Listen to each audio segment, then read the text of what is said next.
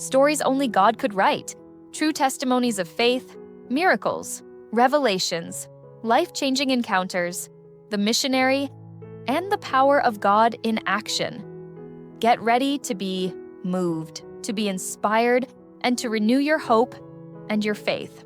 What happens when the most respected medical experts in a city declare a condition permanent, yet a person of simple faith walks into that very room and declares a reversal? Can a single touch override years of spinal cord damage, shocking the highest levels of medical certainty?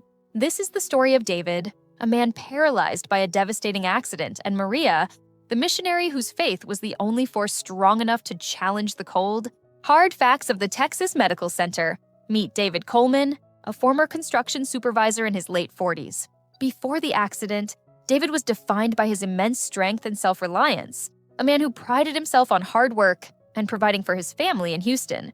His life was built on physical capability, but 3 years ago, a terrible fall on a job site fractured his spine, leaving him paralyzed from the waist down. The injury was severe, and multiple surgeries at the Texas Medical Center failed to restore function. David's emotional struggle is overwhelming.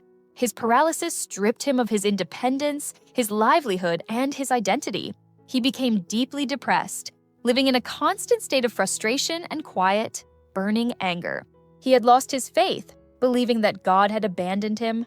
His greatest fear wasn't death, but spending the rest of his life confined to a wheelchair, watching the world move without him. He is currently undergoing a final round of physical therapy and evaluation, a process he views as pointless, merely checking boxes before the doctors give him the final, irreversible verdict. David's problem is purely scientific.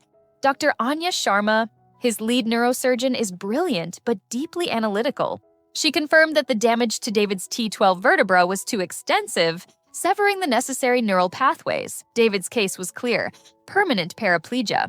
He was scheduled for a final, crucial evaluation in a sterile physical therapy room at the medical center.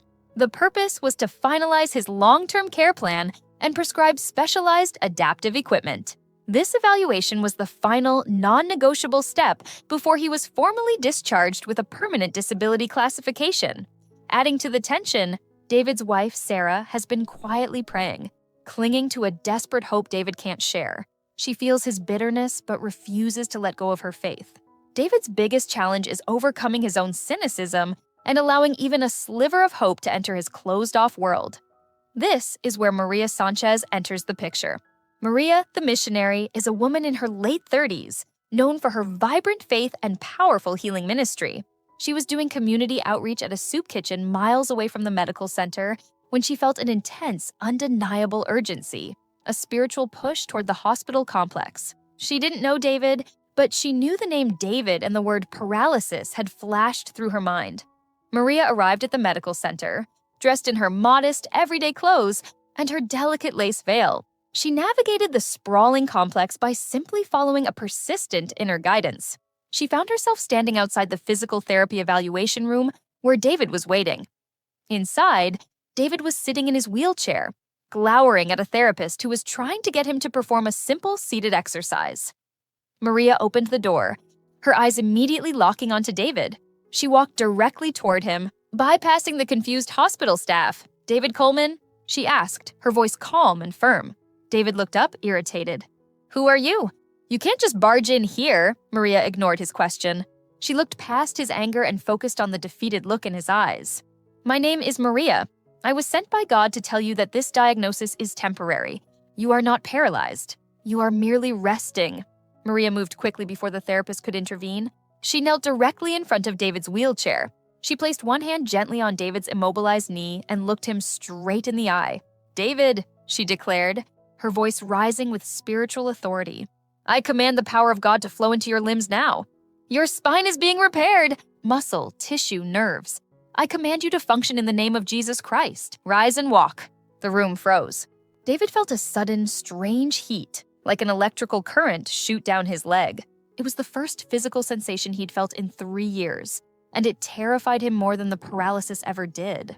The therapist and a nurse rushed forward, intending to pull Maria away. But as the heat subsided, David felt something else. He felt a twinge in his big toe, a tiny, almost imperceptible twitch. He stared at his foot, completely unable to move anything else. But the twitch was undeniable. Maria, her hand still resting on his knee, saw the shock in his eyes. The tension in the room was excruciating. The physical therapist was reaching for her. Could this be real, or was it just a desperate delusion? The twinge was all Maria needed. Before the staff could physically remove her, she pressed her hand more firmly onto David's knee. "Don't stop fighting, David." The connection is restored. Now stand up and prove the doctor's wrong. The physical therapist, Mr. Chen, a man of precise science, was horrified. "Ma'am, you need to step away. He cannot support his weight. This is dangerous." But David wasn't listening to the therapist. He was completely focused on the missionary, the heat still lingering in his legs. He felt an intense, overwhelming urge to move, to test the sensation. Ignoring the paralyzing fear he had carried for years, David pushed the wheels of his chair forward, locking them in place. He grabbed the armrests and using the strength of his arms, he pulled himself up, a movement he had practiced countless times only to fail. But this time, when he lifted his weight, his legs didn't buckle. They straightened. He stood, wobbling slightly but standing tall on his own 2 feet for the first time in 3 years. The sight was so shocking that Mr. Chen and the nurse froze mid-motion, their jaws slack. David was standing. David's reaction was immediate and raw. He didn't cheer. He collapsed forward, not out of paralysis but into deep, guttural sobs, his arms wrapping around Maria, using her for stability. The shame, the anger, and the 3 years of bitterness poured out of him. "I can feel my feet," he choked out, his voice thick with emotion. "I can feel the floor." Mr. Chen, regaining his composure, rushed forward not to intervene, but to stabilize David, placing his hands under David's arms. "David, this is impossible. We need to test this. Try taking one step." With Maria's encouraging gaze, David lifted his right foot. He put it down. Then he lifted his left. He walked slowly at first, then with increasing confidence across the therapy room. He walked right past the specialized equipment intended for his permanent disability, his tears falling onto the pristine hospital floor. Dr. Sharma, alerted by the commotion, rushed into the room. She was one of the top neurosurgeons in the nation, and she had personally declared David's case hopeless. She stared at David, walking unassisted, then looked at his chart, then back at the man who was weeping while walking. Her professional skepticism immediately clashed with the physical evidence right in front of her. David's greatest revelation wasn't the healing of his legs, but the healing of his spirit. He remembered the bitterness he had thrown at his wife, the cynical thoughts he had harbored against every attempt at prayer. The physical feeling of his walking legs was immediately intertwined with the crushing realization that he had wrongly accused God of abandonment. He fell to his knees, this time deliberately, and wept in profound repentance. Dr. Sharma immediately ordered a full battery of diagnostics, X-rays, MRIs, and neurological tests. The results were the evidence of the miracle. The scans still showed the scar of the severe T12 fracture, but the new images showed something medically incomprehensible. The severed neural pathways were either instantly repaired or completely bypassed. The electrical signals were flowing perfectly to his lower limbs. The diagnosis was undeniable. David was completely healed. Maria, the missionary, calmly left the room, her mission completed. She didn't seek credit or payment. David immediately called his wife, Sarah. He didn't tell her he was walking. He simply asked her to come to the hospital. When Sarah arrived, she found David standing at the nurse's station, holding the phone, not his wheelchair. She froze, dropping her purse. "Sarah," David said, his voice thick with emotion, "I need to show you something." He walked slowly toward her, arms outstretched. Sarah ran to him, but David's first words weren't about his legs. "Sarah, I'm so sorry. I'm sorry for my anger, for my lack of faith. God is real, and He is here." The biggest revelation was that the healing of his legs was secondary to the healing of their marriage and his soul. The Great Reviravolta came not in private, but in public. Dr. Sharma, the world-renowned neurosurgeon, was faced with an ethical dilemma. She could not in good conscience erase David's medical history, which proved permanent paraplegia. Yet, she could not deny the perfectly functioning man standing before her. She scheduled an impromptu press conference at the medical center auditorium. She presented David's case history, the T12 fracture, the failed surgeries, the final prognosis of permanent disability. Then she displayed the final post-miracle MRI scans, side by side with the original devastating ones. the truth revealed was a professional admission of the impossible. Medically, there is no explanation for this. The man you see standing here should not be walking. The neural connections were severed, but they are functioning perfectly. As a woman of science, I cannot call it anything but a spontaneous, complete reversal of irreversible damage. She didn't use the word miracle, but her scientific language conveyed the same profound meaning. David, dressed in a sharp suit, stood next to the skeptical Dr. Sharma. He didn't focus on the medical facts.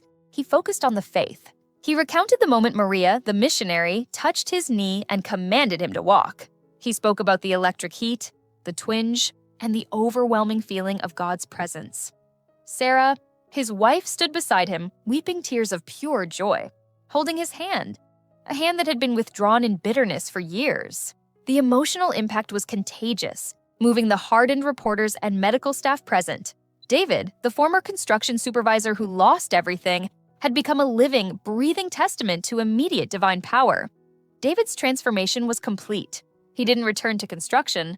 Instead, he dedicated his life to sharing his story, focusing on healing the emotional and spiritual paralysis that traps people. He and Sarah founded a ministry dedicated to families struggling with long-term illness, using David's own medical charts as proof that God specializes in impossible cases. Dr. Sharma, while maintaining her professional distance, was profoundly shaken. She began sponsoring local charities that supported faith-based recovery, recognizing the existence of a dimension she couldn't measure. She never forgot the sight of the paralyzed man walking out of her therapy room. The story of David, the paralyzed man who walked, became a permanent part of the Texas Medical Center's unofficial folklore, a story whispered in the hallways to remind overworked staff that not every answer lies in a textbook. David found a greater purpose and a deeper faith than he ever had before the accident. He learned that his true strength wasn't in his legs, but in his total reliance on God.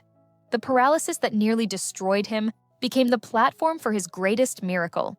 His message remains simple. The missionary's faith was the key. But your legs won't move until you choose to stand up. Remember to like this video, subscribe to the channel, and hit the notification bell so you don't miss the next powerful story of faith and healing.